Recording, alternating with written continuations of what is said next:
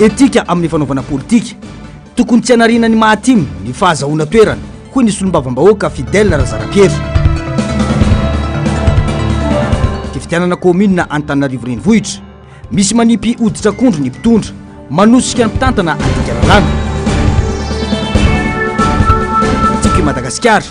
iaraka anorina ho avy mamiratra sy mendrika isika hoy ny mpandrindra nasionaly. Manatitra ny fiarabana tompoky lahy sy tompoky vavy tonga soa atao anatin'ny fotoanany fampalalam-bavao eto amin'ny fahitalavitra MBS manasona ampanajana izay anaraka ny fampalalam-bavao. Io mpanatanteraka ao anatin'ny ireo vaovao ny tranga teny amin'ny Magro Tanjombato nandritra ny fampiarabana natratrany taona ny fampalalam-bavaontsika amin'ity androany ity. Manjavozavo ny soro-dalana izoran'ny firenena ankehitriny ho aiza isika hoy ny filoha nasionaly ny antokotiko Madagasikara androany raha nametra-panontaniana mahakasika ny zavamisy eto amin'ny firenena. Misintona ny sainy fitsarana avo momba ny lalam-pandrenana arak'izany ny tenany mba hamaritra mazava izao lalakalehan'ny firenetsika izao. Nanyanjara isy ny fanovana sy ny fanovana teto amin'ny firenena ny antoko tiko Madagasikara hoy hatrany ny filoha Marc Ravalomanana. Niova tokoa ny zavanisy niova ny mpitondra hoy ny filoha Marc Ravalomanana saingy mila mijoro ny rehetra tsy iverenany aizina eto amintsika raha ny fanamafisany atrany. Tady bavao makasika izay eo amin'ny sary sy ny ratsariny niaro tanjona.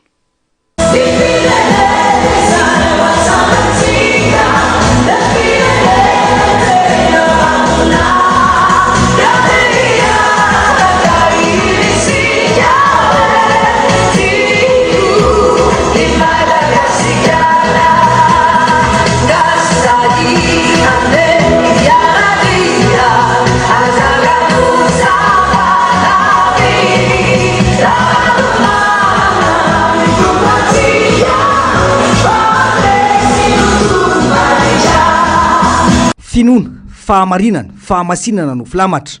fototra ifaharana amin'ny fananganana firenena vanona. Antoko efa nitondra ary mbola hitondra fahazavana ho an'ny firenena sy ny vahoaka malagasy. Isika no hitondra indray ny fahazavana ho an'ny fiainam-bahoaka ary efa nijoroana nandritra ny fotoam-pitondrana izany hoy ny filoha nasionaly ny antoko androany. Olona mazavasaina sy fo ary tsy mihatsara velatsino afaka ampandroso ny Madagasikara. Efa niporofoitsika izany hoy ny filoha Marc Ravalomanana. Taona maro zay ny lasa ary lazy fa mitsidika teto amintsika ihany ozy ny fahazavana draiky io le toro teny teo fa alaotsika indray ny maizina tsy atsika aloha mbola ny sasany indray ny maizina azoko tsara am'tiny lesahana efa niezaka tsika tamin'ny 2002 hatramin'ny 2009 2008 fa miverina indray tsika nakany amin'ny maizina lozy ka ileto ianareo vavolombelona mahita tsara fa tena manainga ny ampipoko ary tena mamerina indray tantara-piainako sy ny tantara-piainatsika fa tena hijoro fahazavantsika ilaza amin'ny marina.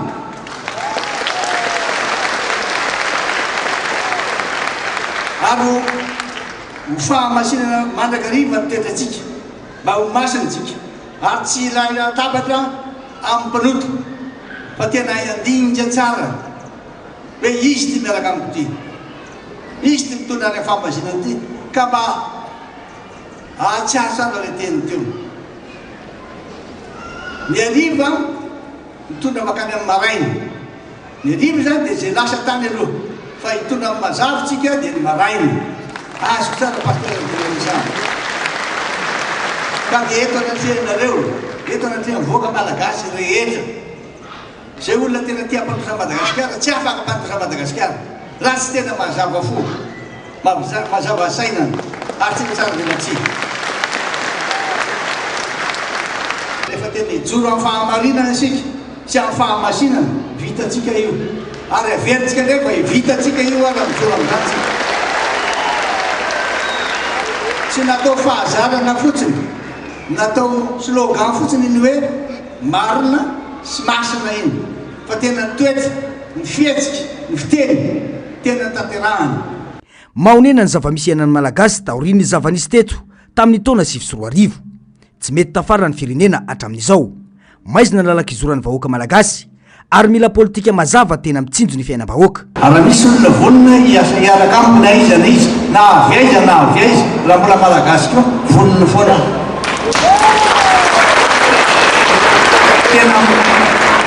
Tena milaza aminareo zany aho fa raisiko toy ny zanako reny zazy reny. Raha niala tao fotoana aho 20 isan-jato ny ankizy teto Madagasikara nianatra daholo. Firy zany zao fotoana zao nianatra daholo. Dia ny fiarovana ny ala na ny environnement na tokony avoteny ny alatsika ny alan-javaboary ny aikatsika zao zao tontolo zao. Nisy zay norvégiane zay langue seto ny anarany nomena hélicoptère izy niary ny alantsika. Misy koa ny PSDR natsangana mba tena ampandrofona ny tantsaha. Misy fampianarana ny zanatsika mba ho fitotoana be da be ny azo veriny zay mahatonga hoe zanako tsy ampianarana io aza matana ho avy io tsy maintsy tony io fa misy fotoanany. Tsy vao tamin'ny 15 ny volana septambra no nitolona ho an'ny fahafahany vahoaka malagasy sy ny firenena teo anatrehan'ny aizina ny Antokotimo. Nandray anjara nametraka izao fitondrana misy izao ny Antokotimo ka manohana azy saingy anara-maso akaiky. Ka izay any tsy azo anaovana akambo fa tena mila misikana isika, mila mijoro isika fa manjary miverina indray ny aizina raha tsy mitandrina isika. Hoy aminareo hoe nandray anjara mivantana tamin'izany isika ary anisany nanomboka sy nitarika ny tolona ireo mpikambana tato amintsika tao amin'ny komina urbaine Antananarivo. Midiky zany ary azo lazaina mazava fa nandray anjara amin'ny tolona isika ary mbola anjara ihany koa amin'ny fananganana ny fitondrana misy amin'izao fotoana izao.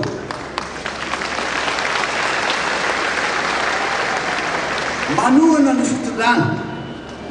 ny fahavozana noho izany ny politika Madagasikara. Zany no teny manohana noho izany ny fitondrana misy amin'izao fotoana izao ny Madagasikara. Fa kosa manara-maso ankaiky ary mijery zay fiovana. Manara-maso ankaiky mijery kosa firosony izy. Dia samy laza mijoro aminareo fa tsy maintsy anara-maso ankaiky isika ary andinika tsara ny fiainam-pirenena. Manaraka zay toromariko omeko ianareo. Za misy manay azy. Manaraka tsara zay toromariko omeko ianareo fa tsy anao tatsy vinitra amin'izy io satria efa ela loatritsika nana tena azo zao fahazavana zany. Mila faritan'ny fitsarana avo momba lalam-pandrenana ny toerana misy any Madagasikara amin'izao teteza mita satsy no iainan'ny firenena. Atreto manko mbola tsy misy fanazavana mahakasika izany kanefa tena ilaina ny fahalalan'ny malagasy izany. Hatramin'izao dia mbola manjavozavo be ny any. Ny soro-dalana tokony izorana ho aizy ty. Satria natonga resaka be tao ao. Le filazana hoe tsy transition ho izy ty fa intérim na salan'izany. Ny anjara amin'ny fitsarana avo momba ny lalam-panorenana ny ACC mamaritra mazava inona zao lalakalehantsika izao. Anjara milazan'izany ka minontsika manatenitsika anazavan'izany zareo satria mamena-panontaniana zay ny raharaha-pirenena zay ny fiainam-pirenena. Samy mamena-panontaniana daholo ny rehetra. Izy mamaritra hoe milaza hoe satria izy fitsarana avo momba lalam-panorenana dia afaka milaza amintsika mazava hoe intérimaire zao fitondrana misy zao na fitohizan'ny teo aloha zao na transition zao na refondation zay anaovany azy zany fa izy ny tokony ilaza mba hahafantarantsika tsara sy hamaritatsika tsara zavatra tokony atao. Malala an'izany tsika zanako tsy ampianarana domantsika fa itsika zany fa dia miany an'izany tsika. Manontany izahay ato ny Antokotimo atoko manana maizy azy atao firenena fa rito mazava tsara lalana tokony irentsika. Inona le fitondrana aloha mbola ao anatin'ny constitution fa itsika sa fa hors constitution ka mila malala isika tsy manontany an'izany officiellement tsika fa milaza fotony hoe fantatray tokony atao ary ainay io ahoana tokony arahantsika. Manana andraikitra feno amin'ny firosona amin'ny fikonan-dom-pirenena izay iroson'ny firenena amin'ny fanovandravitra ny antoko. Zava-dehibe ny fametrahana izany hoy ny fanamafisana. Nanamafy ny filora valomanana fa tsy midika ho fanoherana ny fanitsiana ny fitondrana. tandrovan'ny team raha teo hatramin'izay ka hatramin'izao ny fihavanana sy ny filaminana vahoaka CCN no niatrika ity fampiarabanana ny antoko team no ny tana vaovao teto Tanjombato ity tazana tety ireo mpikatroka teo aloha tao anatin'ny antoko raha ny fantatra ihany koa dia isy ny fampiarabana isaky ny faritra ho ataon'ny team fa ho fanomboana ihany ny teto Tanjombato.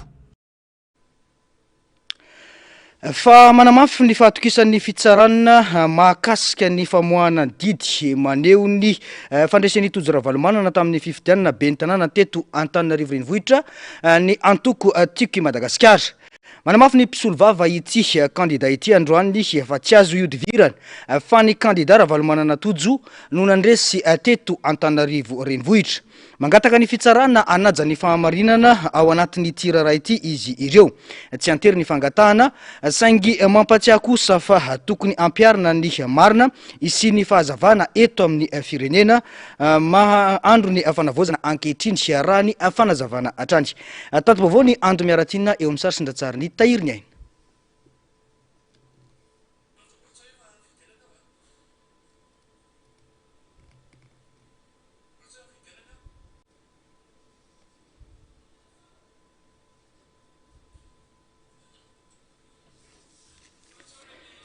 Iverenantsika ihany izay rehefa vonina ny sary rehefa avy eo fa andao aloha ho aratsika ny faneho-kevitra izay nataon'ny solombavambahoaka Fidèle Razanavierra teny Tanjombato tamin'ity androany ity. Mangataka ny anokafana ny orinasa ty koa ny antokotiky Madagasikara hoy ny solombavambahoaka Fidèle Razanavierra tamin'ity androany ity manohana ny fitondrana ny team hoy ity olombofidy ity saingy mametraka arofanina mba tsy ivilin'ny fitondrana mijoro ho amin'ny lalana zay tokony alehany. Takina hoy Fidèle Razanavierra ny andrafetana ny lalam-pandrenana vaovao mialohan'ny irosona amin'ny fifidianana izay kasaina ho atao eto amin'ny firenena. Narcisse Karazafy sy Mathieu Princy no mitatitra ny antsipriany izay. Nampisehoniery ny antoko politika etiky Madagasikara androany tokony tsy homenatra maty mazy ireo mpikatroka ao aminy hoy ny solombavambahoaka Fidèle Razanavierra na intsy ity solombavambahoaka ity ny laza fa tokony tsy hifandrefy ny samy antoko politika satria hatreto mbola isan'ny antoko matanjaka ny tiako Madagasikara. Nambarany fa ny fanohanana fitondram-panjakana dia tsy tokony hanariana ny mahatim mandalo ny seza ka tsy tokony ho atao tsinitsinina ny antoko ny aviana hoy izy nanamafy. Jura matiko Madagasikara tsika ty zao tsika zao. Raha misy mitovy am'izao any e. Zafady.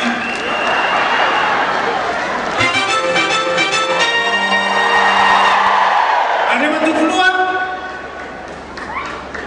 Ny tena nao teo hoe isika dia manohana amin'ny fitondram-panjakana marina.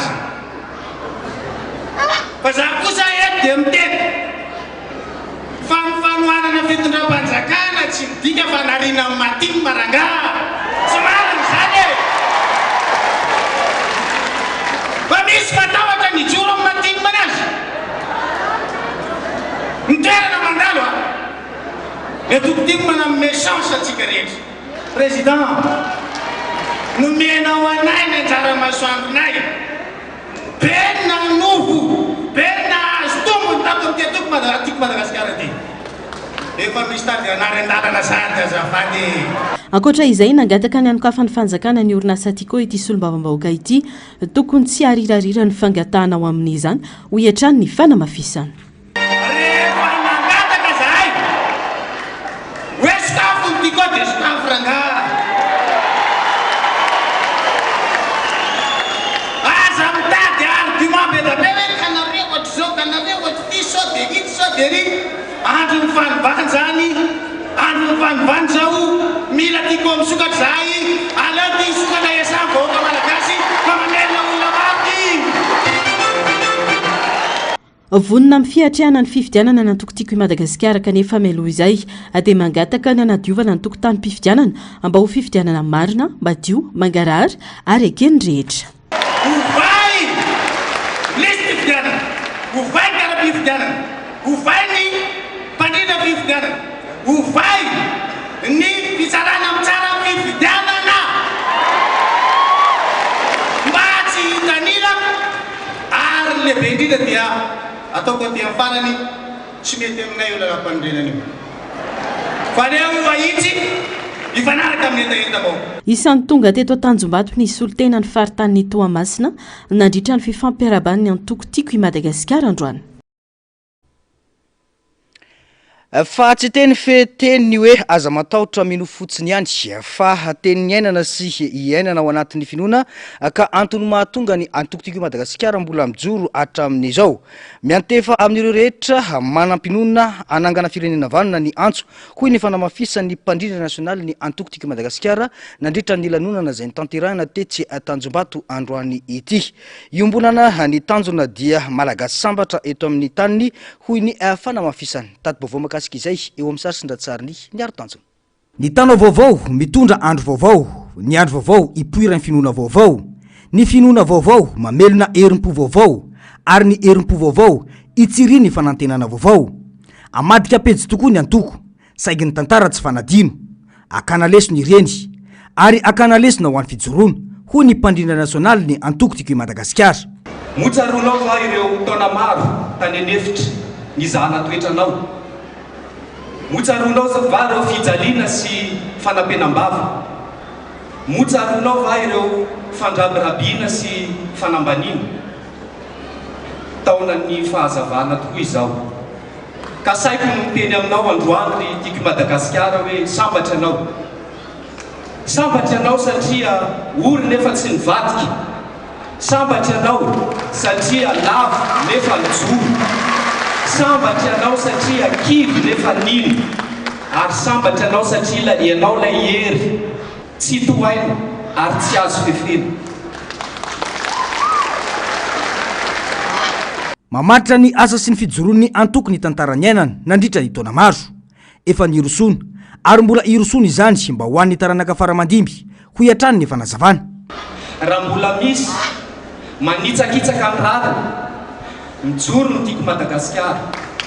Raha misy mivady be ny rano ny vahoaka mijoro no tiako Madagasikara. Raha misy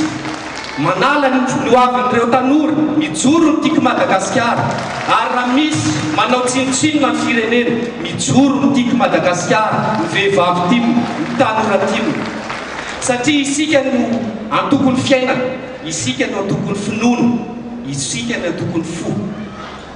Kora mbola misy fo ny tempo ao amin'ny antoko tiako Madagasikara dia tsy ho very ny firenena. Manatrika eto androany dia fo roa alina no miara-mitempo ho iray. Aza matahotra mino fotsiny ihany, tsy teny tsotra izany fa teny manome fanantenana ho an'ireo izay mahatsiaro fa mbola mangirifiry eo alohan'ny zava-misy iainana andavanandro. Iray ny vahoaka sy ny antoko timma amin'ny tanjona kendreny. Fa miteny amin'ireo fanahy rehetra izay mbola mino, ianao lay timma, ianao lay tsy afaka namonjy an'ity fotoanandroany, manomana ny tatabary aletsaha mamelona ny malagasy rehetra, ianao lay timma. Ianao lay renim-pianakaviana manao raha an-trano, reraka nefa mijoro, tia ny ankonanao ary maniry ho avy tsara ho an'ny taranakao, ianao lay timma. Ianao lay tanora no heverina fa mona sy marenina arjana nefa manomana ny hoavin'ny firenena ao anatinao ary manindrotra sady ny tananao hitakatra ny ampitso, ianao lay timma. Ianao lay raim-pianakaviana tsy misasatry ny mamelona ny ankonanao, mijoro tsy mety kivy satria manantena maraina vaovao, ianao lay timma. Toi, la jeunesse malgache, parti faire tes études et travailler à l'étranger, mais qui garde le pays dans ton cœur, tu es le timma. Anareo jiaby tsy misy mpiraharaha, tsy misy bizarre, fotony tsy mahay magnano raha tsy metimety, anareo ndraiky timma io e. Tsika iaby rolahy mitanjaky fanantena io satria heveritsika fa io ro lova soa bibiky, tsika lahy timma io. Antsika aby manankina amin'ny fanantenana amin'ny ampiso fa tsy ho antsika koa io fa ho an'ny taranaka faramabiby, ho an'ny kilonga. Anao dia timma. Ho anao ry aho izay mahasapa fa mila anao ny firenena ary mahafantasy fa ny betim-panahinao dia miteny aminao hoe avoto ny tanindrazana, timma hanao ny loasanahy. toanoza timy izy timy iha timy tsika jiaby donc timy ka zao ny afatra ho anao ao anatin'le tongira no afatra ka sahi andeha iarady azaka losa fahavy raha valy manana no hitondratsika mandresy ny toromarika finoana fanantenana fahamarinana izay no filamatra ry malagasy aza matahotra fa ho avy aminao ilay tany vaovao isika rehetra no hiaraka nova isika no hiaraka anangana firenena vaniny ny tonga miaraka no fanombohany fa ny miasa miaraka no fahombiazana Madagasikara any malagasy no tanjony vahoaka malagasy sambatra manankasina miaina fiainana mendrika ho azy no fanamby iombonana ho iatrany ny fanamafisana fa araka ny fanambarateo dia manamafy ny fahatokisan'ny fitsarana mahakasika ny famoahana didy maneho ny fandresen'ny tojo ravalomanana tamin'ny fifidianana ben'ny tanàna teto Antananarivo renivohitra ny antoko tiako i Madagasikara manamafy ny mpisolo vava ity kandida ity androany fa tsy azo divirana fa ny kandida tojo ravalomanana no nandresy tamin'ny fifidianana ben'ny tanàna teto Antananarivo renivohitra mangataka ny fitsarana anajan'ny fahamarinana ao anatin'ny tirara ity izy ireo tsy antery ny fangatahana saingy mampatsiahy kosa ny tokony ampiarana ny marina isiny ny fahazavana eto amin'ny firenena amin'ny mahandro ny fanavozana ankehitriny tato-baovao ny ando miaratina eo amin'ny sarisindratsarin'ny tahiriny aina manosika ny mpitantana andika lalàna ny fisian'ireo mpanipy oditra akondro amin'ny mpitondra fanjakana ankehitriny tsy amoaka ny didim-pitsarana momba ny raharaha fifanololana ara-pifidianana teto amin'ny komina Antananarivo renivohitra mandeha ny resaka ny amin'ny tsy amoana ny voka-pifidianana sy ny ametrahana ny delegasiona manokana hitantana ny tanàna tranga izay tsy manaja ary mandika ny lalàna velona ka tsy azo ekena ho ny mpisolo vava ny kandida ravalomanana tojo androany tsy azo idivirana ho ny fanamafisana fa i ravalomanana tojo no lany voafito-mbahoaka teto Antananarivo tamin'ny fifidianana nataony 12 Desambra nisen'ireo osika sy fandika-ndalàna maro nataony kandida ary lala Ramanantsoa izany filazana zany hoe délégation spéciale napetraka eo Antananarivo oditra akondro ny antony be zao ny lalàna no mamaritra fa amin'ny alalan'ny fifidianana no ametrahana ny mpitantana eo amin'ny tanàna n'Antananarivo ary dia nataony fifidianana fantatritsika ny vokatra nisy fa saingy nisy ny alabato tsy fanodikidinana an'izany dia misy mamipy oditra akondro ho an'ny mpitantana hoe délégation spéciale apetraka noho izany dia manosika an'ilay mpitantana zany andika lalàna ary efa tena anao président teo hoe torotsika azy ny lalana tokony aleha dia izay ny lalana tokony aleha aleo ajaina fa efa nisafidiny vahoaka ka dia ny fifidianana ihany manondro an'izay mpitantana tiany eto Antananarivo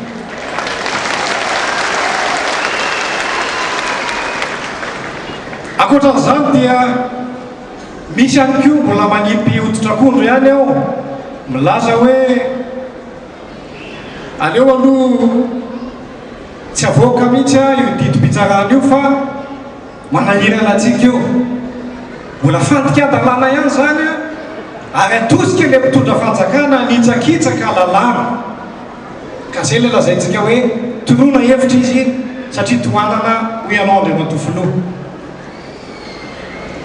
ny zavatra tokony atao dia zao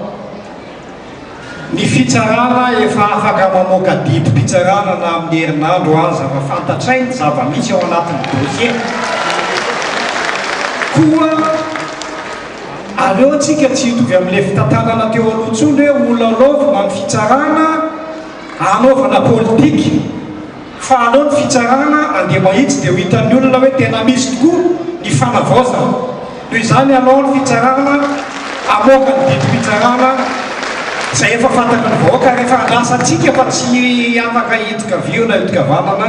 andeha matotojo ravalomanana ny tsy maintsy lany eo mangataka ny fitsarana anaja ny fahamarinana anatin'ny ara-dalàna momba ity raha ity araka izany ny tiako i Madagasikara raha ny fanamafisany mandatera ny kandida ravalomanana tojo matokony fitsarana izy ireo alo tena tanteraka tsy misy tsindry amin'ny famoahana izany izay andrasan'ny maro fatratra ankehitriny manoloana ireo resabe sy tsao mampitebiteby sy mampirorosaina ny maro ny amin'ny fitarazony ny famoahana ny didim-pitsarana matokany conseil d'état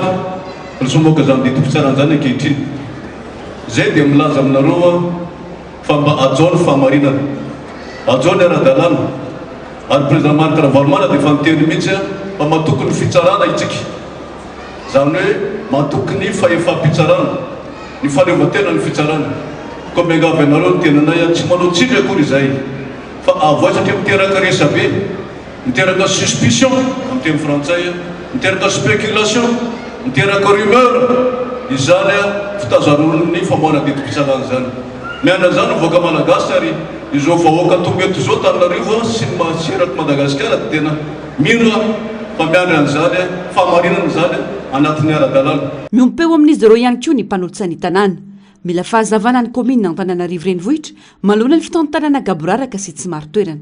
tsy misy efa-tsy ny famoahana ny marina ny vahaolana dia ny ilazana ny marina fa Ravalomanana tojo no lany bahoaka teto Antananarivo amiry sy mba hoe ilaina dia izay mpanolotsaina tsy anahana fa ao Andriamatoa tojo Ravalomanana tojo miandry anao tanàna Antananarivo tena miandry ny tojo Ravalomanana fatrina izahay satria rahantsika malala fa misy ny kaboraraka rahantsika malala ny fitantanana Antananarivo ankehitriny fa tsy maro toerana fa miozogozona fa miandry tojo Ravalomanana mamary toerana zany tompokilay sy tompokavavy miantoka ny fandrosoana maolona ny fandrosoana eto amin'ny firenena ny fandalana ny marina sy ny rariny manohana ny ampiarana izany ary nanamafy ny fiara-miasa amin'ny Ravalomanana tojo ny fikambanana ny ben'ny tanàna eto Madagasikara izay ny solotena ny filohany misy ny tebiteby amin'ny hoe miozongozona ny seza amin'ny ben'ny tanàna ny rahantsika naheno teo mikasika manokana na Tananarivo renivohitra ka dia aleo ny marina no hitranga manohana ny marina izay tonga soa ny fahamarinana vonona ny ara-iasa tanterantsika tao tsy antery ny fangatahana ataony antokontsika Madagasikara manoloana ity raharaha ity saingy mampatsay sy manoro hevitra kosa ny tokony ampiarana ny marina izy ireo isiny ny fahazavana eto amin'ny firenena amin'ny mahandro ny fanavaozana ankehitriny hatramin'izao mantsy tsy nisy resaka sy tony intsony ity raharaha ity taoriany akaran'ny fitsarana ny 7 Novambra lasa teo na dia efa nanamafy azy ireo mpitsara fa merina noho ny fanadihadiana ka nanemorana ny famohana didy tranga tsy azo idovirana ireo tsy fanaran-dalana sy osoka ary kolokolo-pifidianana ny tranga tamin'ireo ny fotoana ireny ka nitoerany aizina teto amin'ny firenena manoloana ny zavamisy mila atao mazava ny tondrozotra misy ny firenena ankehitriny vonona anitsy ny tsy mety ara-pitantanana ireo solombavam-bahoaka izay lany tamin'ny anarany firaisankina avy amin'ny antoko tiko Madagasikara miantso amin'ny anokafana ny orinasa tiko ihany koa ireto solombavam-bahoaka ireto nantipriany izay tanteriny Narcisse Karazafy eo amin'ny sasindratsahariny Mathieu Francis abetsaka ireo olona naniry tsy nanantena fa ho fatiny antoko-tiko i Madagasikara nandritra ny 12 taona namoretana azy kanefa raha ny hita dia antoko matanjaka ary tsy matovonoana ny antoko hoy ny solombavam-bahoaka Todisora Andriamapandry dia gaga zao ny any hoe tsy misy olona tsoa ve any an-trano any fa tonga ty daholo isika mianakavy zany no hita dia noho ny fitiavan'ny olona ny Ravalomanana sy ny fitiavan'ny olona ny tima tokolasy tokovavy ny tima dia antoko matanjaka antoko vely manana olo mba fido maro ka na iza eo dia eo foana ny tima tokolasy tokovavy ka izao efa voatrongo ny lohany fa mbola misy ny forongo ka mangataka izahay ny atoko tima mba ho esorona daholo ny forongo na teny amin'ny fokotany eny any vokokomena eny any vokofarita eny any vokoministera fa misy any olona manisy hoditra kodro amin'izao fitondrano zao ka tokony ho sarota amintsika manohana amin'izao fitondrano zao tsika manohana amin'ny filoha izay misy fa izao kosa rehefa misy sy mety dia manitsy sika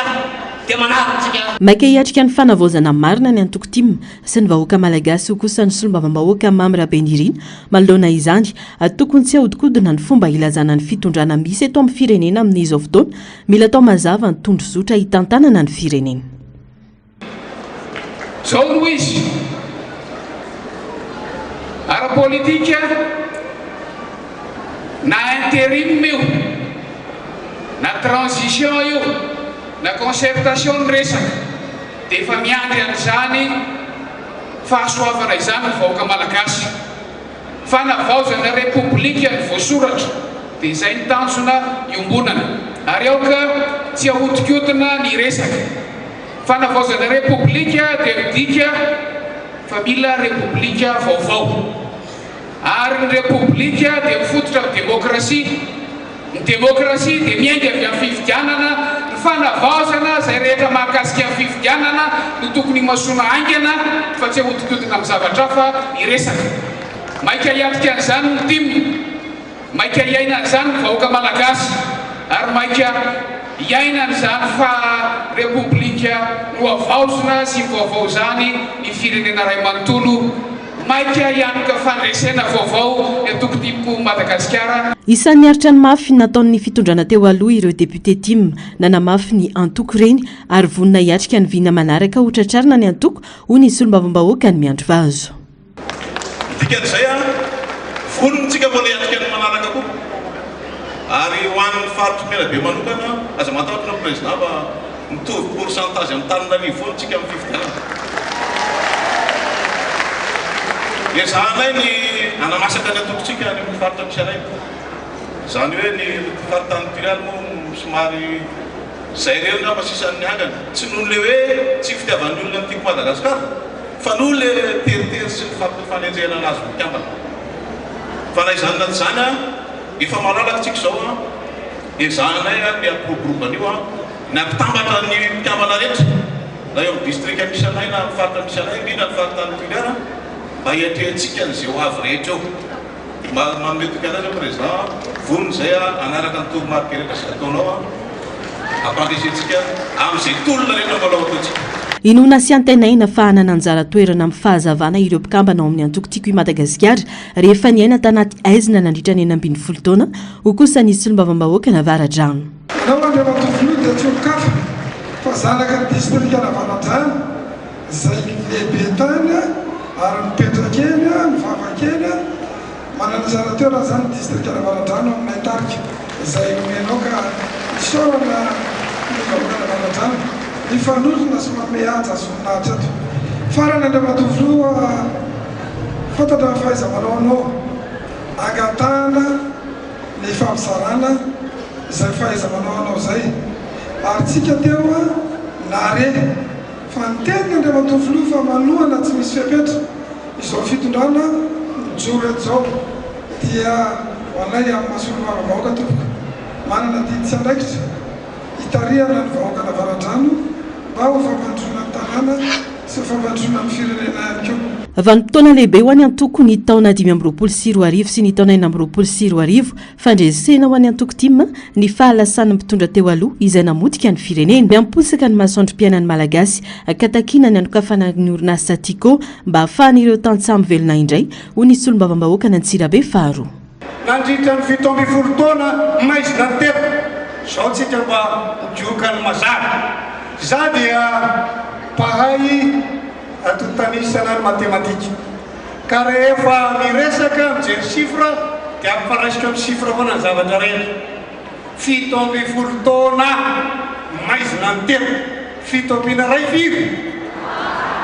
ay mainareo 2026 tsika zao 9.2 kaza miala midadavady zany e ka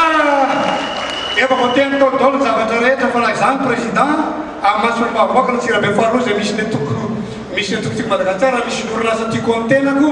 dia manao antsoavo aminareo fotoana fanjakana maefa mba hisokafa ny orinasa Tico satria mijaly izay vahoaka ny vakilakaratra satria sahirana zay amin'ny fampidirana ny vokatra. Voninatrany ny anitsy ireo fitantanana tsy mety ny antoko tiako i Madagasikara hoy ny solombavambahoaka Fetrara Lambozafombololona nambarany fa tokony tsy ho variana nentsika ny antoko tiako i Madagasikara sy ny Flora Valmanana ary ny fianakavian'ny antoko politika hafa fa samy mampandroso ny antokony. Afaka ho an'ireo tandapa indrindrandrindra milaza fa akaiky ny filoha ankehitriny ny filoham-panjakana afaka ho anareo ianareo laza koa fa mpanohatra amin'izao fitondrana izao iaraha mahita zao tiako Madagasikara raha eritaona lasa vao tsy ela akory a ny zahana ny sakanana ny tapena mava isika ny fianona mpitandro filaminana ny moro ny ty magro ty lalana mandeha makaty amity magro tanjombato ity nefa tsy nahasakana antsika izany ankehitriny miporofonareo ny fahatokisana zany tokotiky Madagasikara taria président Ravalomanana teka eo président Ravalomanana manarak'izay a diavatra ho ihany teo a ho amin'ny laza fampanohana ny fitondrana indrindra ny ao andapa ao aza variana manenjika amitiako Madagasikara aza variana manenjika anay izao ny herinay izao naseho anay izao no mafisy ny fendro alambomanany fa isan'ireo nandray anjara tamin'ny tolona ny antoko tim noho izany tsy marina ny filazana ny fanohitra amin'izay miatrika tolona isika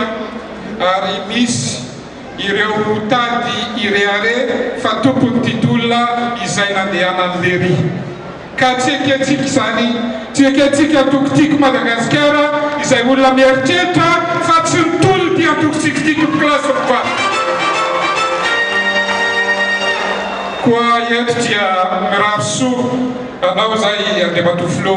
mba mbola hitondra trano ny traikefanao iatreany ioavyty Madagasikara malalatsika ty efa diso tao anatiny aizina nandritra fotoana maharitra sika ka inonay fa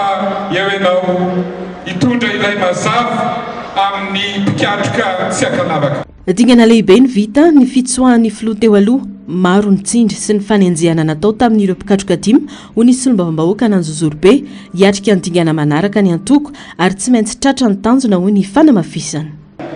propaganda nataonay nandritra ny fotoana rehetra tao amin'ny district ananjorobe nisy naemo raiky na sy nandeha tafika nanao pression dia tsotra anao maro nisy ao amin'ny assemblée nationale anao empêchement anala an'ilay raika lahiny ary rehefa tonga ny fifidianana manaraka ametraka amin'ny filoha Marc Ravalomanana anavitra ty fireneny ty izy iny no mazava eto Madagasikara izay ny kabarinay dingana faharoa zany miatretsika manaraka izao dia misikina vola misaotra monsieur le président makaherentsika tsy ny karamaina sy ny zaraina vola fa tonga noho ny fitiavan'ireo mpikatroka tim mila tazomina ny firaisan-kina sy ny fitiavan-tandrazana ho ny solombavambahoaka Stanislas Randrianarso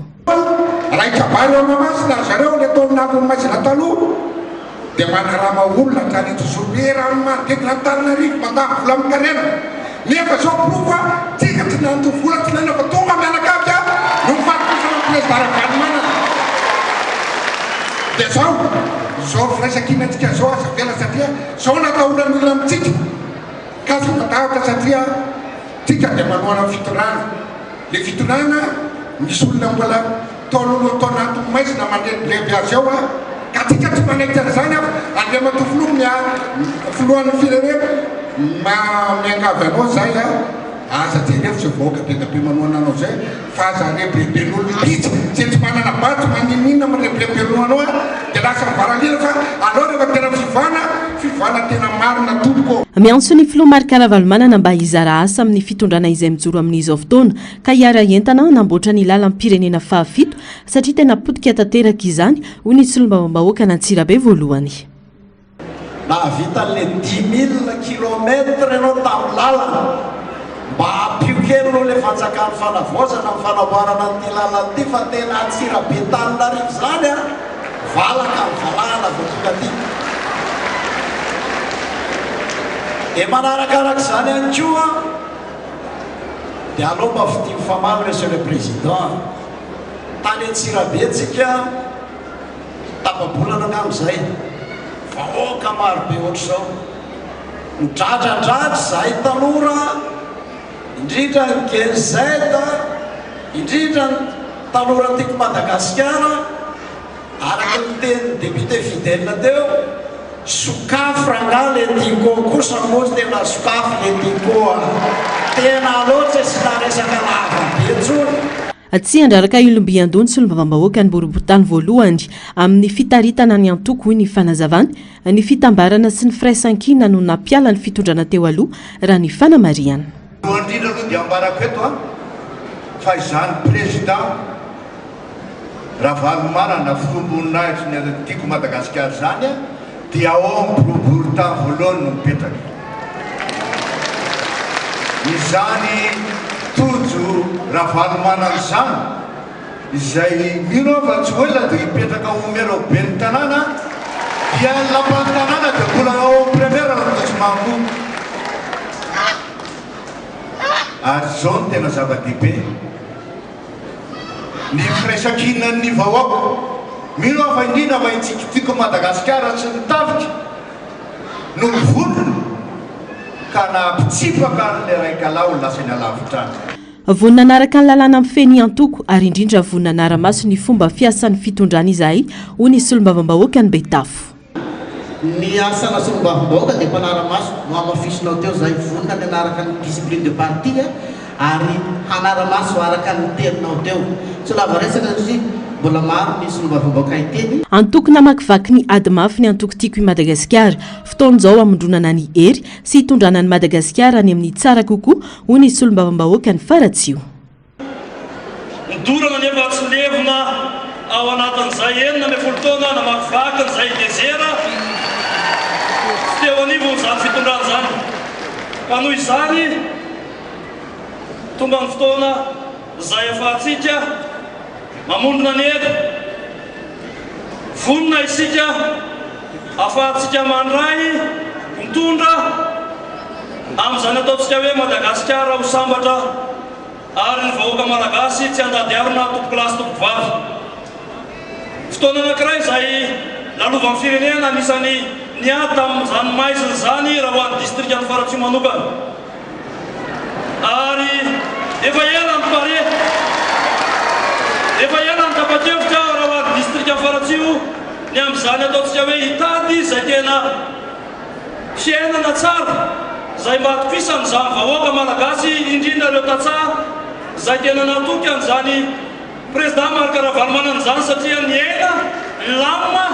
ary tena voajely izany vahoaka malagasy tany ambanivohitra zany. Isan'ireo tonga maro noho izy ireo tompotrano nandray vahiny nandritra ity lanonana androany teny amin'ny Magro Tanjombato ity ny distrika na Tsimondrano ho ny solombavam-bahoaka Voangy Rahary Manarivo. Ny afatra antsika tiako Madagasikara dia izao anjarantsika no mitandro ny soatoavina amin'ny mahatiako Madagasikara antsika dia ny fahamarinana fahamasina firaisan-kina fitiavan-tanindraza izany no azahoantsika manome fanantenana vaovaondray ireo vahoaka malagasy dia izay no afatry président dia izao manohana izao fitondrana izao tsika fa zao kosa mahatiako Madagasikara président dia manaraka ny discipline zay manaraka zay teninao amin'ny mahafilompanorona ny tiako Madagasikara anao. Tonga dia tiantoerana avokoa ireo olom-boafity tamin'ny anarany antoko tiako i Madagasikara androany ny fampirarisoa sy nitondra ny heviny manoloana ny fiainam-pirenena. Nalamafy kosa ny sekretera général ny antoko tiako i Madagasikara androany fatsy fahavalo politika izao fitondrana izao ny antoko timy. Niaraka nametraka izao fitondrana raha izao raha teo ireo rafitra sy ny sampana misy ao amin'ity antoko ity. Miomana ny mpikatroka amin'ny fiatrena dingana rehetra izay mbola odiavy ny firenena ho iatrany ny nambarany ity sekretera général ity. Andao rahantsika ary izay fanazavany makasika izay. Sady velim-panantenana ny manana afaka mijoso mirehirehitra anatrehanareo ankehitriny satria ianareo zao ny provelona fa matanjaka ny timina ary ianareo zao ny provelona fa mbola betsaka ny olona manana fitiavan-tanindrazana ary vonina hijoro ho an'ny firenena ka noho izany dia ho tahin'Andriamanitra mandrakariva koa ne isika fantatsika rehetra fa tsy mora ny lalana lalovantsika nandritra izay taona maro zay nisy ny fitsapana nisy ny fahatsompanantenana ary nandray aho rehefa mila okivy kanefa tsy niandry ianareo fa ny olo-paka satria manana fanantenana misy ny fitenilazantsika manao hoe arakaraky ny amafin'ny hazo ny hazo mafy no mioro-paka lalina arakaraky ny rivotra mianjady antsika ny mampamafy olona atsika koa izao fiandohan'ny taona izao dia mbola manerina ny fiarabana atsika rehetra tokotiko Madagasikara rehetra oela velona neny antokotiky Madagasikara, oela velona neny finoana akaravalmanana, ary oela velona neny amin'ny fitiavana ao anatintsika tsirairay avy ao iredareda ho an'ny firenena. Eny ane ty taon'itya ho taona hanarenana, antsina ny diso, ary hanorenana indray no avin'ny antoko, ary indrindra hanorenana no avin'ny firenena. Ka izany indrindra no anaovana izao antso manarak'izao. Voalohany dia miantso zay ho an'ny fitondram-panjakana izay mijoro ankehitriny, ry fitondram-panjakana hajainy. Amin'izao fotoana sarobidy izao no iantsonanareo mba tena hipetraka ho ray aman-dreny ary tena hitondra ny fanavaozana eto amin'ny firenena. Miantso zay no tena hijoronareo amaly etaetan'ny vahoaka, ary indrindra ny fampanantenana fa hitondra fanavaozana ho fanatsarana ny fifidianana mba hazona fifidianana madio mangarahara ary kenin'ny rehetra. Ambaranay ho retany ho rendanitra eto Androany fa tsy fahavalo akory any antokotiky Madagasikara. Tsy fahavalo ny fampandrosoana ary tsy fahavalo ny vahoaka malagasy ny antokotiky Madagasikara. Raha tsy ahivony dia niaran'ny tolona tamin'izao fitondrana izao ny antokotimina. Raha tsy ilaza fotsiny sika tamin'ny hetsika fotsy tamin'ny 3 nisy tamintsika izay mpitarika ara ny niara-voasambotra tamin'izany. Ny ilazana an'izany dia apatsy ahivona fa samy manana fahavononana isika, samy manana fitiavana ary samy te-hampandroso ny Madagasikara. Ny mahagaga anay nefa ankehitriny, toa sanatriny fisaloranay ny mahatinina anay ny tsy azahoanay sehatra ahafahanay mitondra fampandrosoana ny firenena. Ka eto izay dia manao antsoavo satria maro ny fitarainana voaray na avy any amin'ny faritra. Eny fa na dia hahafametrahana ny seho fokontany ary dia tena manahirana mihitsy. Ka dia miantso zay raha misy tatitra diso any aminareo any fa tsy fahavalo akory ny antokotimina ary tsy fahavalo ny fampandrosoana, fa manana olona mahay, mahalala ary mahavita afaka tena hitondra fampandrosoana ho an'ny firenena. Farany dia antso no atao atsika mpikamana timina rehetra ihany koa.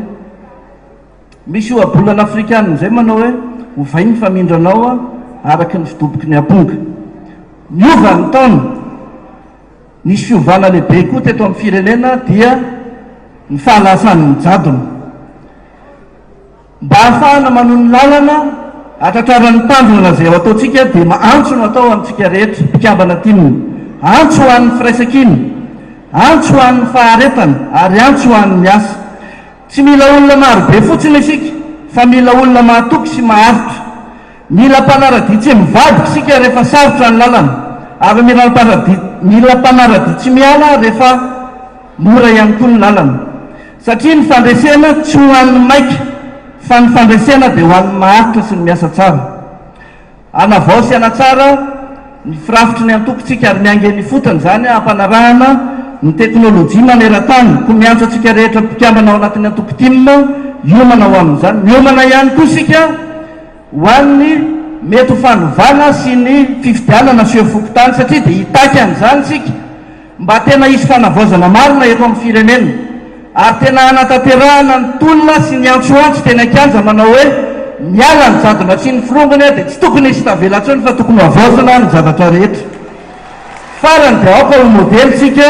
amin'ny fitiavan-tanindrazana ny fanajana ny lalàna ary ny fanompona ny vahoaka.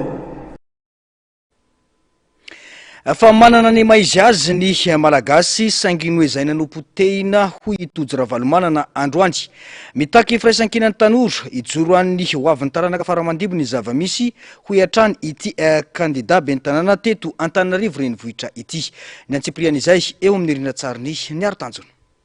Isika tanora no avin'ny firenena, noho izany isika no mila mijoro hiaro no avin'ny taranaka faramandimby. Nampiseho izany isika tamin'ny volana septambra teo, izay nivondrona n'ireo génération maro samihafa. Mila tohizana ny ezaka natao ka hijoro arofanina ho an'ny firenena, ahafahana mitondra tena faharazavana marina eto amin'ity tany manan-karena ity ho hitojo ravalomanana. Todika manokana ho antsika tanora, isika tanora malagasy rehetra, isika no avin'ny firenena, isika no avin'izao atoko izao, isika no mijoro ahafahan'ny firenena miala amin'izao fahantrany izao. Mety ohatra kely fotsiny nareo efa nisy zany nazavy zany teto amin'ny firenena. Ho an'ireo tanora zandrizandra moa zany le antsoina hoe zenizeta dia niaina tao anatin'ny fahantrana foana izy lehibe tao anatin'ny fahantrana izy a tsy mba nahita an'izany mazava zany izahay izao a ny ohatra nalefa président Marc Ravalomanana nampianarana izay a tamin'ny 7 sy 2 arivo a nalefa tany États-Unis izay tany amin'ny université any Harvard niaraka tamin'ny professeur Dean Williams nanomana an'izany atao hoe Madagascar Action Plan zany tena nisy zany tao anatin'izany a dia nizara anankitelo le fazy nisy zany le hoe Madagascar tsy développé mahantra zany le izy dia avy eo le izy misy le hoe Madagascar en voie de développement efa manomboka miarina izy dia avy eo izy a Madagascar mandroso amin'izay firenena mandroso firenena matanjaka firenena mamely tena teo amin'ny 15 taona teo eo izy ireo zay no programme professeur marobe no nanao an'izy io nandritra ny 2 taona sy tapany zareo ny tetin'ny Madagasikara rehetra nisy tamin'ireo ministra teo aloha nahazo an'izany programme zany ihany koa ary tena nisy zany zao tsika miverina gisitra indray satria miverina le aizana lasa ny aizana amin'ny fitondrana dia tena niaina maizana mihitsy ny malagasy rehetra afa-tsy ireo malagasy vitsivitsy zay teo ambony teo ary tombontsoa ho an'ny tenany reriny ny azony fa tsy nizaraina amin'ny malagasy rehetrarehetra manana ny maizy azy ny malagasy saingy noho izay nanompotena sy nosimbaina mba anjakany olombitsy isitraka ireo tombontsoa lasa ny vahiny no mifeny zava-misy rehetra eto amin'ny firenena miantso ny malagasy ny tenany ho tonga saina ka ho tena malagasy no tompony arena sy igokany mamy eto amin'ny fireneny malagasy manana maizy azy a jereo fotsiny zao orinasa nisy antsika zao hoe orinasa malagasy zao orinasa voalohany zao nampiasa amin'ny malagasy zao ary tsy nanafatra entana avy any ivelany zany zay fa entana tetiny namboarana maninona le izy zao no nasiana dora malagasy a dia lasa nihafa firenena no mitarika an'izany sakafo zany sakafo namelona amin'ny malagasy zany ka izao tsika mba mijoro ny malagasy mba miantso mihitsy ho atsika malagasy rehetrarehetra mba hijery an'le fitiava-tanorazana tsirairay avy mba tena anarina izany fa tsy ho manipuleny reto hafa fireneny reto foana tsika dia tsika dia tena ho tantely afa-drakotra eto zay namana azoko lazaina fa dia manentana atsika rehetrarehetra miantso ny vahoaka malagasy rehetra mba hijoro andray andraikitra hoany amin'ny mazava mitaky ny firaisan-kinany tanora hijoro tsy atahotra ny zava-misy eto amin'ny firenena mbola dingana ihany no vita atreto fa mbola lavitra ny lalana amin'ny fanarenana indray ny firenena ka hiposany tena fahazavana ho an'ny vahoaka malagasy fasaikana tonga solotena avokoa ny avy amin'ny faritra androany nandritra ny fifampiarabanana tratra ny taona teny amin'ny Magorotanjombato mamelombelona ny fanantenana tao anatin'izy ireo ny fanomezantoky nataon'ny filompanorona ny antoko sady efa filoam-pirenena teto Madagasikara ny anasoa sy anavitra ny firenena malagasy ka anamafisana ny fanohanana ny antoko sy ny pitarika azy tsy vita ny vava ny fanarenana sy ny fampandrosoana ny firenena fa mitaky fanovana tena sy fomba fisainana ary fomba fijery indrindra amin'ny fanajana ny rariny sy ny itsiny hoy ny fanamafisana ny tadibavao makasika izay eo amin'ny rindran-tsary ny tahiriny aina tsy vita ny resaka sy vava fotsiny fanarenana ny firenena fa mitaky asa mivaingana avy amin'ny mpitondra fanjakana andalany rariny sy nitsiny ka maly ny tena hitahitam-bahoaka marina izay nitolomana ka natafatsangana izao fitondrana fanavaozana izao ho ireo solotena ny mpikatroka timma tany amin'ny faritra androany tsy maintsy hijoroana ny fanaramaso akaiky ny toeraram-pirenena mba teny hipaka amin'ny vahoaka marina ny fanovana tsy avery-momboka nezaka tao ny tsy fampiarana izany dia anamafy ny fahoriana efa niainana teo aloha manomboka tonga ny fahazavana kanefa araka ny teny folo teo dia tsy miala ihany koa ny fanaraha-maso ary zay dia anisan'ny mpanohana ary zany hevitra izany mba ho nyetaetam-bahoaka marina ny fahamarinana sy ny fahamasinana ny rariny sy ny hitsiny no ho tanteraka eto amin'ity firenena ity ka hiadana ny ambanin'anitra manomboka amin'izao fiovana vaovao izao ka dia afatra napetraka azy ho an'ny mpitondra fanjakana rehetra amin'izao fotoana izao oka mba tsy hovery ireo etaetam-bahoaka ireo faniliana lana na tonga antsika teny an-dalambe fa tsy isy kajikajy fa tokoa ny etaetam-bahoaka marina ao anatin'ny fanajana ny rariny sy ny hitsy ny ary ny fahamarinana zay voalaza fa mampisandratra ny firenena no tandrovintsika fa raha ohatra ka tsy zany ny tafapetraka dia mahery ny famonoana mihoatra lavitra no famonoana olona ny famonoana ny risbo sy ny fanatenantsika vita tamin'ny 20 sy mitambara iny dingana no vita fa tsy mbola tratra ny tanjona amin'ny fanamafisana maro ny asa miandry ny rehetra indrindra ny mpikatroka tiako Madagasikara amin'ny fanavotam-pirenena mitaky fanovana toetsaina sy fomba fijery zany hoy ny fanamafisana ny rehetra no hiara iasa anatrarana ny tanjona fa le ray tapany voalohany avao lasa fa le tapany agnaran'ny faharoa mbo misy mipetrapetrakana ka marina avao le resaky maro teo mba mangataka antsika ndao hiova fomba fijery ndao hiova fomba fisainana ndao tsika hanampany président Marc Ravalomanana mba hagnavotra ny firenena tsika navelombolo ary namelombelona ny fanantenana tao anatin'ny maro ny fijoroana sy fanomeza tokony ataon'ny filoampanondrony antoko izay angadina nanana sy vinahitana tombontsoa maro teto amin'ny firenena ka nisy trany rehetra hatramin'ny kely indrindra ka nateo aza ny sedra maro no nalovany antoko tim mijoro hatrany rehetra hitany any anjara toerany antoko anana ny maizy azy ary tonga amin'ny toerana tokony isy azy eto amin'ny firenena ka eto zahay dia mametraka anao ray aman-dreny sady nitarika nanorona ny antokotiko Madagasikara dia rarina dia rarina hitayanao Andriamanitra araka zay nilazaigna teo avy hitanao ny tsara indrindra amin'ny taona 2026 mba hahatonga antsika ho ahatazona indrindrandrindra ny anjara toerany tiko Madagasikara ho antoko farany ngeza indrindra ka hitondra ny tany sy ny fanjakana malagasy na dia teo azy zany olana samihafa indrindra ny faratsindalana sy ny sisa natonga solotenany avy amin'ny faritra androany nandritra ny fifampiarabana natratra ny taona tetỳ Tanjombato velona tao anatin'ny rehetra ny fitiavana ny antoko ka tsy nojerenany ny olona fa nanao zava-dehibe ny fifanotronana ho fanajana ny sotoavana malagasy rehefa tontaona tahaka izao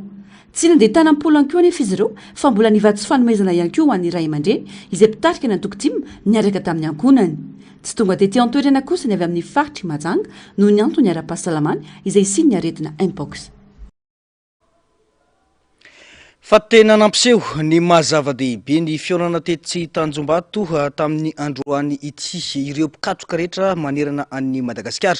saika natana solotena avokoa ny faritra rehetra misy ny ratsamangaika ny antoko tim tamin'ity fotoana androany ity vao maraina dia efa mitandahatra ireo mpikatroka tim ho an'ny teny Tanjombato fananeo ny tsy mahalavy tany ny fiaonana izay notanterahana androany izay nambaran'izy ireo tao zany moa fa ny fitiavana no baiko azy ireo ka natonga azy ireo tonga teto Antananarivo tamin'ity androany ity fa tsy nokaramaina na ny nosandaina zava-dehibe rahateo ny fototra ireo rena ny antokotiko Madagasikara indrindra eo amin'ny politika apetrany rany fanehoan-kevitra ndoary rahantsika avetrany ny antsipriany izay eo amin'ny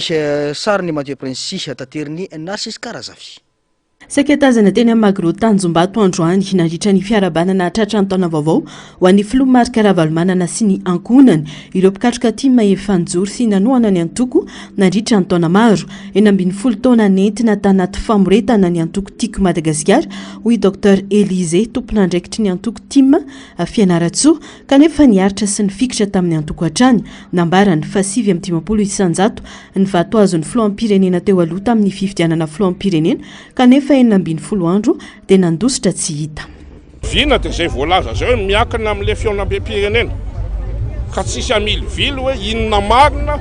no ahafahantsika zany angalana ny hevitra zay efa nampitraikefa manontolo zay efa nitondra ny olona nianatra momba ny toe-karena politika sosialy ka ny 40 taona zay no natao hoe noentina tao anaty famoretantsika ary mazava ho azy fa ny resultat teo 7 isanjato ny filoham-pirenena zay lasa nandositra raha ohatra ka tena marina zay tokony tsy nandositra tao anatin'ny 40 andro izy fa ny zava-misy dia zao no forsena fotsiny reo androm-panjakana isan-karazany ireo alatra lainga fitaka fa ny zava-misy dia tsy nisy filoham-pirenena zany natao hoe nisy fihetseham-bahoaka ka 40 andro dia lasa tsy hitantsony efa anaty rany antoko-ty mahoity renim-pianakaviana iray ka tanjona amin'ity taona ity ny iverenan'ny Flomar Karaval manana tanteraka amin'ny sehatra politika eto Madagasikara ahafahany manala ny fahasahiranany vahoaka malagasy. Mba zay indrindra hoe ny etaetanay aloha zany dia amin'le hoe mba hoe izy raha hoe misy ny fifidianana dia tena hoe mba afaka hoe mbola milatsaka izy dia ny anay izy ihany aloha ny taonanay hatramin'ny farany tena marina zany satria tamin'ny teo tena mbola niaina tsara fa reny ary ny olona hoe tsy maintsy manao an'ireny zavatra hoe raha tsy mifanaraka amin'izay dia tsy maintsy hoe ny anongana sy ihany fa ny azy zany dia tena nandeha araka ny tena hoe ny rarany tsy nitsiny nijaly kosa aloha tena nijaly fa le amin'izao zany aloha mba zay indrindra hoe mangetaeta tena hoe fiovana amin'izay na niaraka ny fiainana sosialy indrindra tena io zany tena tokony mba hoe jeren'ny mpitondra akaiky mihitsy aloha amin'izao satria io no tena mahay vahoaka mihitsy indrindra ny renim-pianakaviana le mitsanany dia zay zany mba tena andasana. Manantena ny iverenan'ny fisokafan'ireo orinasan'ny Flomar Karaval manana ireo mpikatroka dimy izay tonga nanatrika ny lanonana androany. Za zao avy any Ambohimanarina manosika ho avy aty zany aloha dia voalohany indrindra dia zay moa efa zanaka dada hatramin'izay teto na lehibe anay ty tanàna ty dia tonga izay manotrana sy faly fampiarahabo dia faly mahita ny zanaka dada sy ny olona rehetrarehetra falifaly ohatrany hoe ny zavatra be hoe niala tamin'ny fiainana angamba dia mirana daholo ny fahitana ny olona dia miarapatsika rehetrarehetra tratrany taona dia samy tahin'Andriamanitra zany zavatra zany dia tena nisy tokoa satria hoe averiko miverina amin'ilay teniko teo ihany hoe zay anisan'ny mpiasa teto amin'ity orinasa ity kanefa mpitehan'ilay rangahy iny ny fiainanay dia nalahelo zay fa rehefa lasa iny aloha dia ohatrany hoe efa nisy zavatra ray niala zany indrindra teo amin'ilay fitondranana natao moa vao maika koa tena nanapotika tanteraka fa mino zay fa hiariny zao atsoatsy mananteny zay fa dada tafaverina amin'ny toerana dia verina eto amin'ity orinasanay ity zay fanantenana zany dia be dia be fa manosika mampirisika foana ny hoe mpikambana sy ny team rehetra mba iray saina sy fanohana hatrany fa tsy hoe dia verina amintsika ihany ny fandresena. Amin'ny mahatanora dia vonina hatrany hijoro an-tandrazana hoy ity tanora iray. Ie, ny antony nanosika anotrina ny fankalazana ny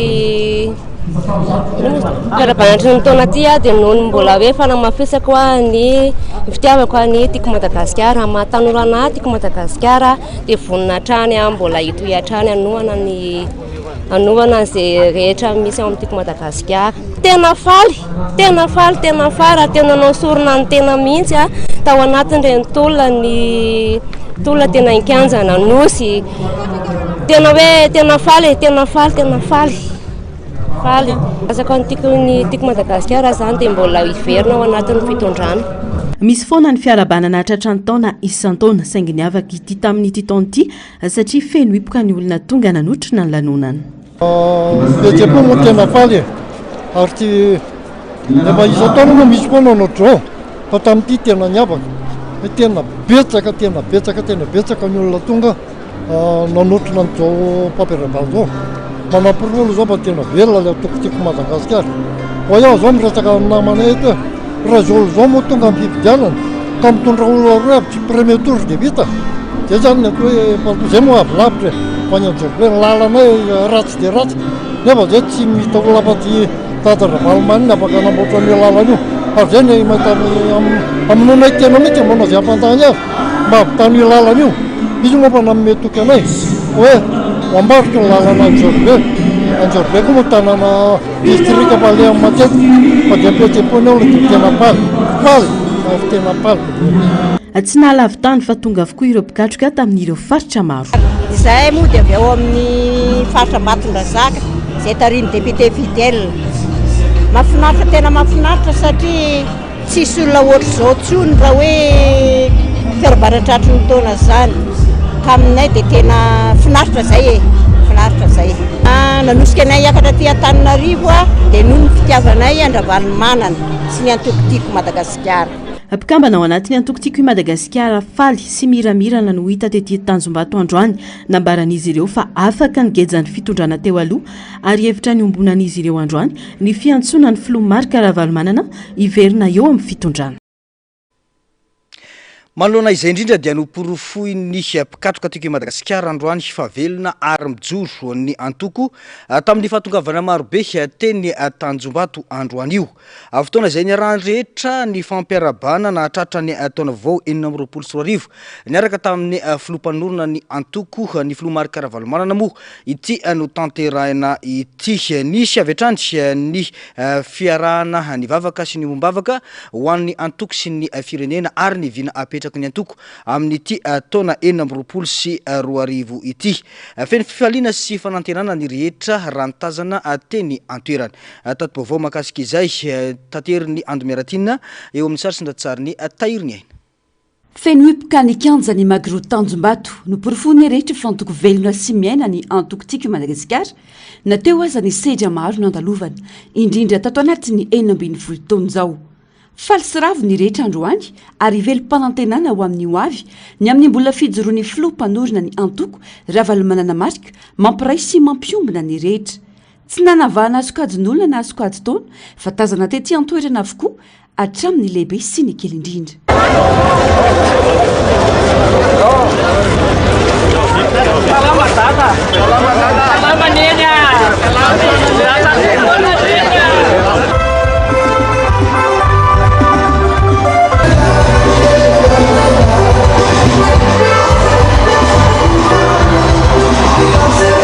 Natomboka tamin'ny fotoam-pivavahana ny fotoana izay notarian'ireo mpanompony izay niara-ny aina niaraka tamin'ny antoko nandritra ny fotoana nijoroany. Mafonja ary mazava ny afatra araka ny teny ambaran'ny soratra masina tao amin'ny Genesis toko voalohany 1:7 ary Andriamanitra nanao hoe misy mazava dia nisy ny mazava. Mijoro andresy ny aizina io nonompana ny afatra. Hitan'Andriamanitra ny aizina mandrafitra ny fiainantsika. Eto Madagasikara, ny fiainan'ny malagasy hitan'Andriamanitra zany. Ary zany mahatonga azy hiteny iray anio ho amintsika rehetra eto misy mazava. Efa nisy fotoana kely ihany ry havana badinio tsara ny tantara no lalovantsika zany. Efa nisy fotoana kely ihany na velom-panantenana amin'ny malagasy hoe ho tafavoaka ny tonelony sika. Efa hita ny mazava saingy mampalahelo fa inona ny mampalahelo? Marina hatrano ny tenin'Andriamanitra. Fa misy tenin'Andriamanitra manao hoe tonga teto amin'izao tontolo izao ny mazava nefa aleon'ny olona ny maizina. Toy izay ny mazava satria ratsy ny asa. Misy olona manao asa ratsy. Ary zay mahatonga soratra masina teny hoe mpiarabelona ratsy fanahy. Tsy tia mazava fa aleon'ny maizina toy izay ny mazava. Vokatra zany verina ny ray ny aizina. Zavatra ny ainatsika zany ry havana. Ary zany mahatonga atsika hiteny hoe andeha sika hiaraka amin'Andriamanitra, hiankina amin'Andriamanitra, andeha amerina indray. Fa Andriamanitra no manana fahefana, manana ny hery, andresy ny aizina. Amin'ny teny manao hoe misia mazava. Ianareo ny fahazavana zao tontolo zao. Kanefa ny olana dia ity ary mampalahelo. Marobe tsy mazava no any, maizina zany. Marobe ny maizina no any. Andesika anaiky ho fitaovana eo an-tanan'Andriamanitra ry havana. Manaiky ho fitaovana eo an-tanan'Andriamanitra raha tiantsika hiala amin'ny maizina sy ny fahamaizinana rehetra ny firenentsika. Ekeo ny hery sy ny fahefana raisy ny mazava. Aiza no zany mazava zany? Averina indray ny tenin'Andriamanitra no mampisy mazava. Ary mandray sika dia ekeo fa manome antsika ny tenin'ny Andriamanitra. Kristianina sika ary tsy ny tenin'Andriamanitra ihany no mazava, tsy isika ihany no mazava fa hoy Jesosy hoe izao ny fahazavana zao tontolo zao. Raha tsy miaraka amin'ny Jesosy isika, raha tsy miaraka amin'Andriamanitra isika, zava-pona sy misasa-pona isika hitondra ny mazava eto amin'ny firenentsika. Mila miezaka ny rehetra ahatonga ny aizina ho mazava hoy ny fanazavana. Ko raha iantanantsika hoe samy miezaka ahatonga ny arivantsika ho maraina dia averina indray tsy maintsy miaraka amin'Andriamanitra isika. Tsy maintsy miaraka amin'Andriamanitra. Tsy mahazo manary toko sy fanantenana isika fa raha mbola misy ny fara dia tsy ho foana ny fanantenana. Inona ny fanantenantsika? Ny ariva tsy maintsy mivadika maray, ny aizina tsy maintsy mivadika ho mazava. Ko mijoroa andeha iaraka amin'Andriamanitra isika andresy ny aizina. Miskina ary mijoroa hiady andresy ny aizina satria misy mpiarabelona ratsy fanahy manohitra ny asan'Andriamanitra ka raha ny ariva no iova maraina dia misy mamadika ka ny maraina iray sy ny mazava iray no avadiny ho alina. No maraina iray no avadika ho alina. Tsy dia zavatra betsaka fa raha jerena ny sary riavana zany hoe inona angaza ny atao hoe maraina mivadika ariva sy ny mazava mivadika alina zany ny atao hoe volamena mivadika vie. Misy be dia be manao an'izany ary zay ny hitaomana antsika miezana mba hanahaka an'Andriamanitra ka ny ariva antsika hovana maraina fa tsy rehefa maraina mamirapiratra hovantsika ariva. Afatra ho antsika zany riavana raha tena tiantsika mary ny Madagasikara. Taorian'ny fotoam-pivavahana nirosoana ny lahateny samihafa nataon'ireo olom-boafidy maro ny solotena ny faritra sy ny avy amin'ny birao politika na ny fiombonam-po sy firaisan-kina ny rehetra. Fotoana tahaka izao indrindra no ny fampirariana soa no ny fatratrarana ny taona vaovao eo amin'ny ray aman-dreny sy zanaka. Nanao toivakana ny fanatanterahana izany tamin'ny fiarabana ny Flora Valamanana Mivady sy ny ankonany.